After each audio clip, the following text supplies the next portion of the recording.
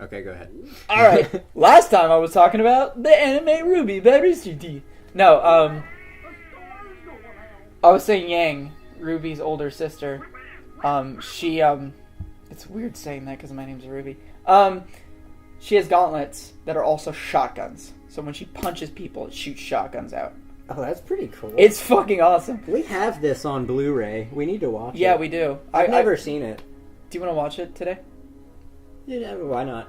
It's not that long. The episodes are really short. They get longer as the series progresses, and they, have the money to do so. It's a web series, yeah. I didn't think it would be like standardized or anything. In fact, I don't even have the first season on Blu-ray. I have season 1, part 1, because... Oh, really? Well, okay. Because it took forever for part 2 to come out because of budget. Gotcha. And also, unfortunately, the creator, Monteum, passed away. Right. Very young age, too. It was very sad. He was an expert in animating when it came to fight scenes. Right. I remember he did the fight scenes for Death Battle. Yes, he did. And they're fantastic. Shout out to Death Battle. Love those guys. Thanks, guys. Screw Attack? Yeah, Screw Attack. Attack. It's Screw Attack. Well, yeah, I guess I'm shouting out Screw Attack, but I'm shouting out the Death Battle guys in particular. But, like, that's why... Not that they need a shout out from me. Like, Ruby's a little bit, like, wonky. The show. Well, so is the person. But, no, the show is a little bit wonky at points. But as soon as fight scenes start, they're just beautiful. Yeah. It's like art, and it's just... That's always been his thing. Yeah. And you know what? If a story's really shit, but it was only really an excuse to deliver beautiful fight choreography, I can excuse the story being shit. The story wasn't... Okay, I'm going to say this about the story. The plot line is so basic. Sometimes the dialogue falls flat. But the characters are endearing. Yeah. So even in the segments, there's a lot of downtime. Yeah. But all that downtime is spent on characterization. So I think it's a fun series to get into, but it's not necessarily... If you're looking for, like, a story that will surprise or inspire or, it's not that. If you want heartwarming moments and also kick-ass fighting scenes... Yeah. Rule of cool is a huge thing in that universe. But, like, it's not to the point where it's... I think it's actually cool. You know what I mean? Can I get this yet? I guess so. Yes, I can. All right. Sweet. This is Sid from Final Fantasy VII. He was the mechanic from that game. So, he's in this too. That's cool. I want to go to a McDonald's and order a mechanic. Okay. I am going to pause the recording and pee real quick. I'll be right back. I gotta pee too. Okay. We peed. We peed, both of us. And now we are back. This isn't even like a different episode or anything. We're just right back. Hey. Did you miss us? How's it been? Did you miss us during that cut? Oh fuck. I forgot I couldn't do that yet. I need my Donald and my Goofy. Aw. How do you like Traverse Town? I don't like it. Yeah, I don't really care for it that much. It's small though, thank God. Yeah. Whoa! Whoa! Whoa! It's just the eyes of pure fucking fear. I love the Heartless. Babe, if you ever wanted to get me stuffed anything, a stuffed Heartless. Well, you know my favorites. Which, these ones? No, these aren't my favorites. The monkeys. Oh yeah, the Power Wilds. The Power Wilds and the White Knights. That's right. I feel like the White Knights would be hard to find and stuff for them. There are some really cool ones once you get into the late game. You never made it into the late game. You only made it into the late game. It was only one late. Yeah. Well, see, this is a Square Enix game, so in typical Square Enix fashion, they throw, like... all the cool shit at the very end. Not necessarily. That's not what I'm saying. Oh, sorry. I'm saying that, like, once you think that the game's about to be over, they'll just be like, nope, just kidding. That wasn't really the bad guy. Oh, yeah. You know what I mean? Yeah, I know. I saw that earlier when you were fighting Gilgamesh, and it was like, surprise, second arm! Yeah, I was doing the, second arm, second life bar. I was doing the episode Gladio for Final Fantasy 15. But Spoiler alert: you fight Gilgamesh of Sumerian fame. you'll see me do it one day. But Yeah. Oh my God! Final Fantasy 15 on here. what? I didn't even think about doing it, but I'm gonna do it yeah, eventually. of course. Why would it choose a kid like you? I have it. I kind of want to play Final Fantasy 15 at some point. I think I you'd would- enjoy it. I want to play the multiplayer, to be honest. Yeah. Can you have more than one character or no? I have no fucking clue. We'll find out. All right. If you can, I'd like to. This is Squall from Final Fantasy VIII. And he's voiced by Angel from Buffy. Damn right. That's all I care about. It's Angel. Instead of Squall, he's called Leon in this game for some reason. Don't know why. They never really give a reason. So In just any of roll the with it. games? Huh? No. Oh, Yeah. I thought he was like just known by two names. You know what I mean? Well, see, in Final Fantasy, his full name is Squall Leonhardt. In this, there's actually a cutscene right after this fight, but we're probably going to be talking during it. So Yuffie says to him, "I think you might have overdone it, Squall," and he says, "That's Leon." And that's the only mention of him ever having the name Squall. Okay. Is Squall a good guy or a bad guy? No, he's the main protagonist of 8. Oh. Maybe, did something happen in 8 that would have made him Oop. want to change his name? Well, he's I know just- this is a different universe, but I was thinking like maybe there was like I don't know. kind I've of never a played mythology 8. guy. I've never played 8, but from what I know about Squall, he is like the most emo Final Fantasy protagonist. So, Oh wait, you died and it was canon? It looks like you don't have to win that fight. Oh. Squall is a very overpowered character. He's just kind of supposed to Did show I win? you. No. Okay. He's just I kind just of don't remember. He's just kind of there to show you that like this is a really strong boss. You'll be able to do this eventually, but right now you're not Okay. power up enough. You know what I mean? Mega Man does that a lot. They should give me the Kingdom. This is a cutscene that actually wasn't in the original. This is only in Final Mix. Sorry. That's why it doesn't have voice acting. That's weird. Because this is an interesting tidbit I forgot to mention earlier. Final Mix, even though it is a Japanese only release, it has English voice acting. Because the English voice acting is considered to be the Superior? better dub. Oh. That's interesting. Well, it's because they got a lot of Disney actors back for the English version. Oh. Yeah, that makes sense. Even like I'm sure some people in Japan.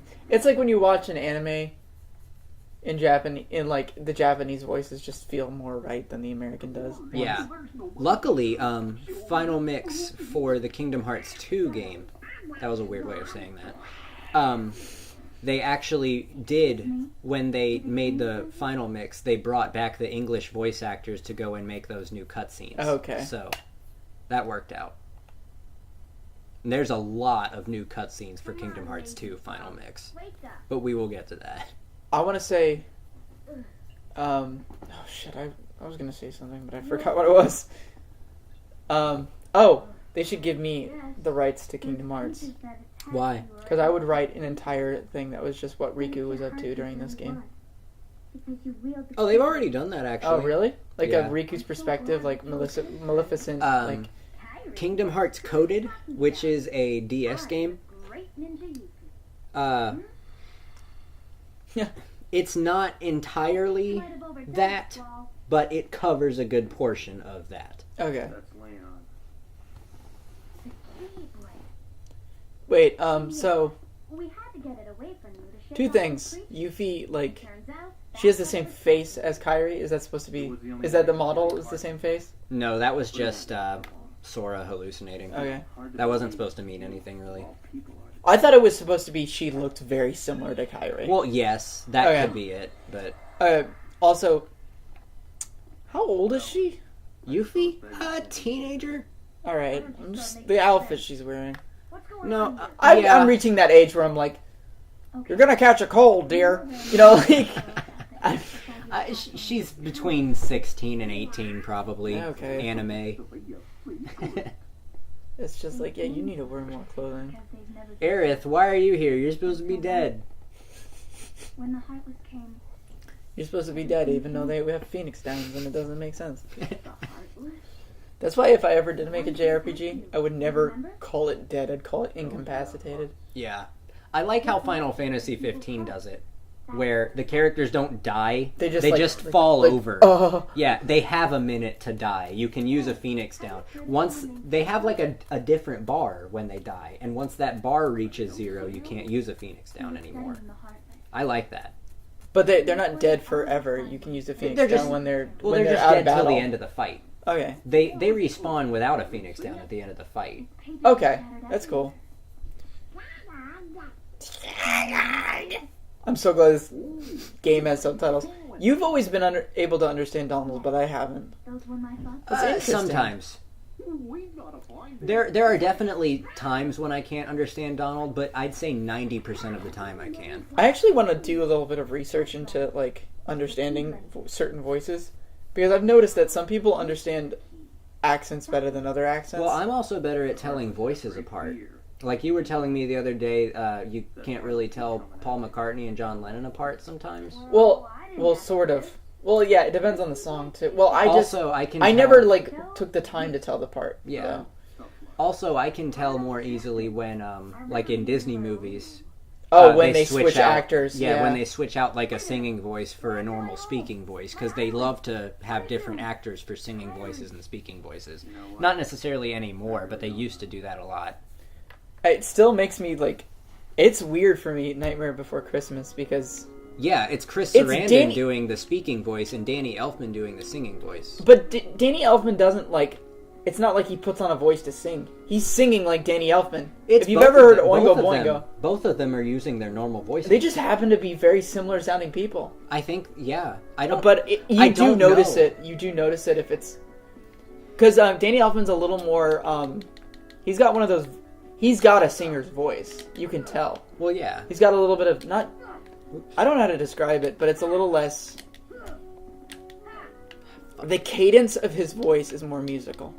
It's less organic, and it's more musical. I think that's why Danny Elfman doesn't act very often, is because... Does he ever act? Well, I mean, if you count Corpse Bride, where he played Bone Jangles... Well, I mean, besides voice acting, yeah. I've never seen him in a live-action role, to my knowledge. Well, I haven't seen the guy who plays... What's his name? Sarandon? Something Sarandon? Chris Sarandon? He was in Princess Bride. Oh, again, a movie I need to see, but haven't. I can't think of any other films that he's been in, but I know that he is in other films around that era. He's got a great speaking voice.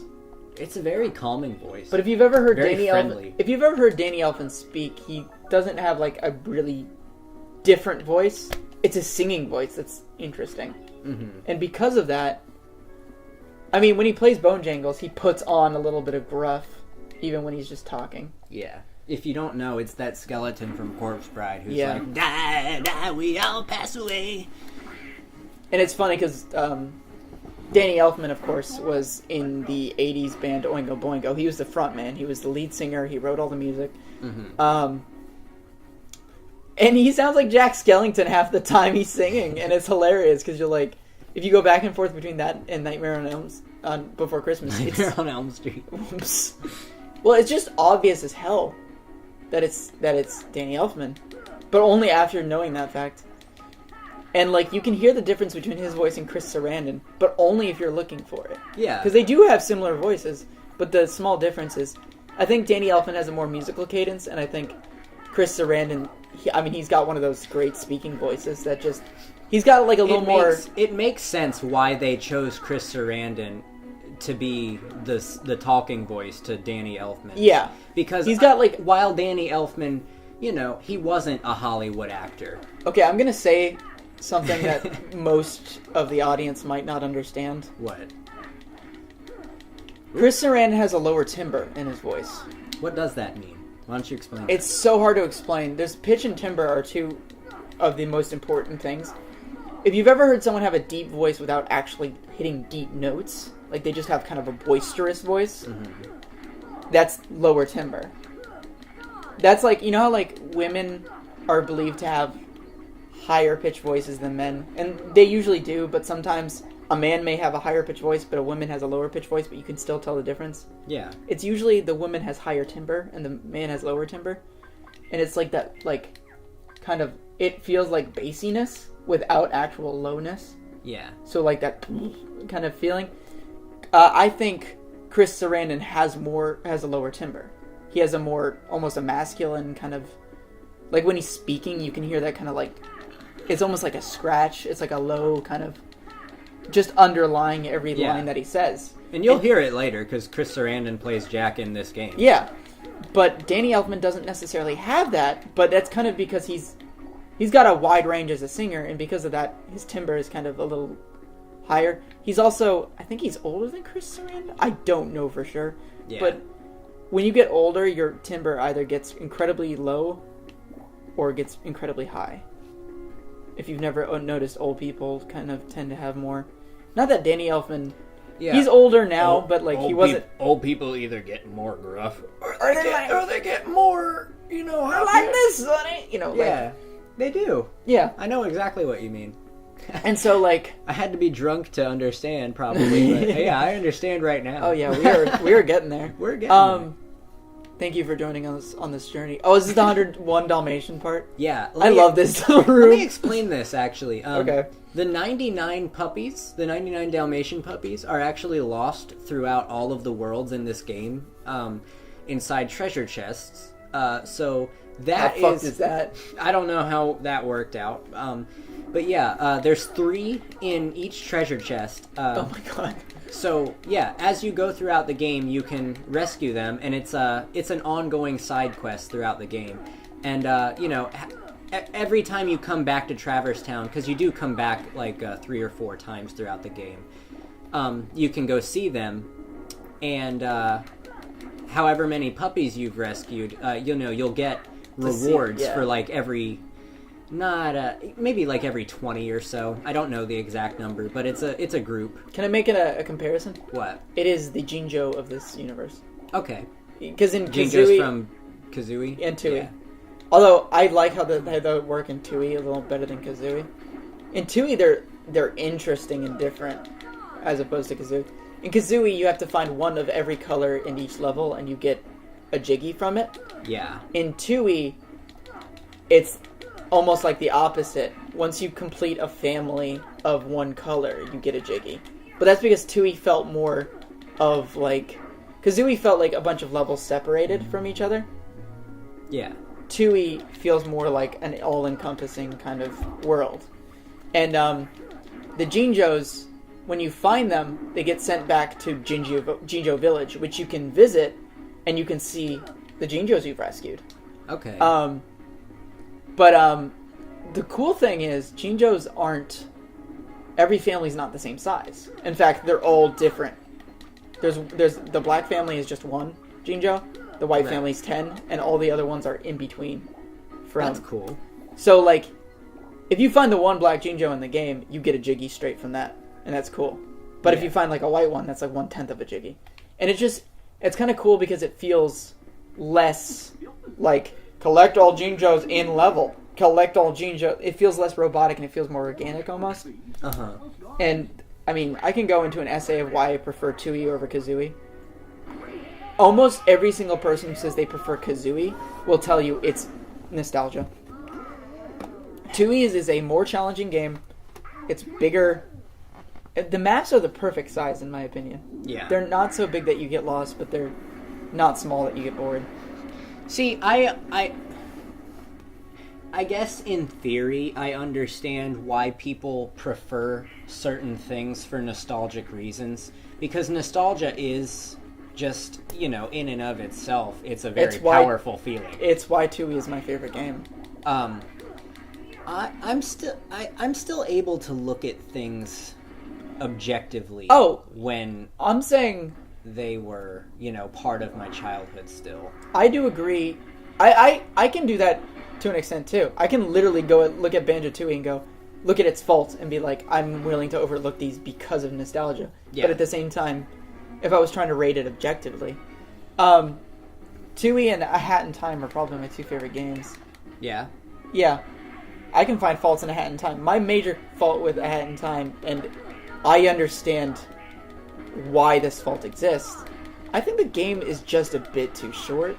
but it was made so independently. It's like, See, I've always said that if your major complaint about a video game is that it's too short, that means you enjoyed it a lot. yeah, I agree. I want a sequel. I do. yeah, I'd be fine with a sequel. that isn't nuts and bolts. Yeah. Well, A Hat in Time, I meant. Yeah, pretty much. Well, I mean, we might not get Banjo 3, but we got Yooka-Laylee, which I still haven't played because I'm waiting for the Switch version. I swear to God, I've been waiting We'll for do this a game Let's Play of forever. it. But I'm willing to wait a little bit You longer. know what? I'll let you do the fucking Let's Play of that. Really? Yeah. I would love that. Well, it's 2-player. They have co-op. No shit. Yeah. Let's do it. I need to look into what the co-op entails, though. But I think it's... Whoa. I want to believe, personally, that it's one person controls Yuka, the other one controls Laylee. That would be cool. But I don't know exactly. I think it would make the game harder, actually, because it's one of those games where it feels like you're dividing control. It could be like Mario Odyssey, It could. where it works perfectly fine with one player, but there's also things you can do with two players that you can't do with I just imagined one we player. were going to play Mario Odyssey on this as co-op. I would love that, yeah. You as Mario and me as Cappy, because let's face it, you're better at video games than I am. Guard armor gave me a lot of trouble as a kid. Once We you talked through this. Once you find out that you only need to attack one limb at a time, you're alright. Yeah. See, as a kid, I would just try to attack its body because, you know, that makes sense. Yeah. But everything has a separate health bar, which... Right. And once you explode something, you get a fuck ton of health balls. Mm-hmm. So, yeah, just keep it that. Seeking the wielder of the keyboard. Oops, sorry. It's okay. Oh, Yuffie is from Final Fantasy VII. When I played the game, she was actually my favorite character. I don't know if that will hold up today, because I played that game gonna be probably honest. like 10 years ago. From what I've known in Kingdom Hearts, she is either my favorite Final Fantasy character or my least favorite. I have not decided yet. Well, from 7. Not Final Fantasy character in general. Sora, For me, Go anyway. with that. Oh, the same for me. Oh, okay. Especially if you want I'm just like looking at her and I'm like, I don't know if I hate you or I love you. She's cool. She is, I can tell you a bit about her. In 7, she is from this country, she's essentially like a ninja. She's from this country. She said she was a ninja, like, Yeah. in a cutscene earlier. She's over, her country was like overrun by, whatever government is from Final Fantasy VII. I forgot their name. Niflheim. She was like, Joking. She was like 8 years old at that time.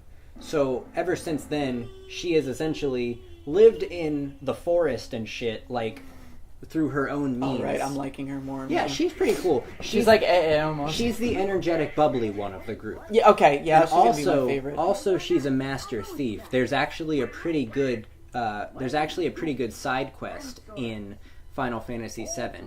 She is a optional party member. Oh, You can go through the entire game without ever meeting Yuffie. okay. You find her in a forest, and you actually fight her. It's like a random encounter, just like Yeah. any other fight. Okay. Disney villains. Voiced by other people. After you fight her, you get the option to let her join your party. And later on in the game, she ends up stealing all of your materia, which in Final Fantasy VII is what you use to level up. And Okay. it's essentially what Experience points almost. pretty much, you put different materia into like your attack points and defense points, Okay. magic, stuff like that. Okay, yeah, I get what you mean. But it's an in-universe thing. Materia are like crystallized balls that you can keep like on your Alright. person. So she steals all of the party's materia, so you are all left without, any upgrades. You're essentially base characters Oh. again. And yeah, it's a pretty good okay. character development thing for Yuffie, because like she felt like she had to do it because you're back in her hometown and she had to betray you and shit like that. I think Yuffie's a pretty good character. That's all I'm really boiling What I'm down. saying is, no, I think I'd like Yuffie a lot. Is her outfit is so fucking stupid. Her outfit is very stupid. She gets a much better outfit in Kingdom Hearts 2.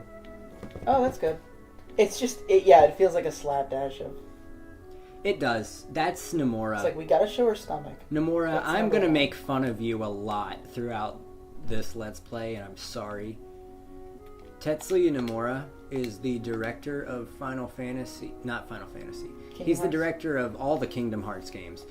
And he started off as a character designer for Final Fantasy. Okay. His first game was Final Fantasy VII. Is he the one to blame for all the belts? Yes. Okay. I understand he's like... He has a fascination with belts and zippers. I understand, like... Got dodge roll. It's funny, but it's at the same time, it's not like... It doesn't ruin it. You see, every Final Fantasy character from like 6 and before is more like Renaissance-y. Yeah, and then after a while they started dressing like... 7 is the in point. trip pants and... 7 is that point. Yeah, and that's where Nomura got hired. He did the character designs for 7, 8... Can I I delve a don't little... think he did 9. I think he did 10, though. Can I delve a little in my personal life a little bit? Go ahead. I'm going to equip some stuff. I'm going to be completely... If you're watching this and you don't know who I am... Ooh. Oh, shit. I'm just telling you right now, I may reference friends, and I may reference people in my life, and I will never give out last names, and if they're people that I'm not speaking super fondly of, I'm not going to say any full names because... You know, no one deserves that. No one deserves that kind of stuff on. Somebody I dated once.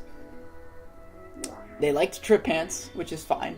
Mm-hmm. They were into that kind of gothic clothing. And for 1 year for Christmas, I had gotten them a gift certificate to a place that sold trip pants. They wanted me to wear them. What the fuck? They wanted me to buy trip pants and wear them. I've never heard this story. And that gift card is unused to this day. What the fuck? Do you still have it? In my old email, yeah. I could probably find it if I remember my old password. Where's the place? Is it like Hot Topic? It's like Trip Pants and New York City or something like that. It's like a legit just Trip Pants place? Well, like Trip Pants and like gothic jackets and shit like that. Oh, gotcha. Like if you wanted to cosplay as a Final Fantasy character, you could probably find everything you need. Gotcha. But, it hit me at that point. I was like, I don't like trip pants. Yeah. Trip pants are weird.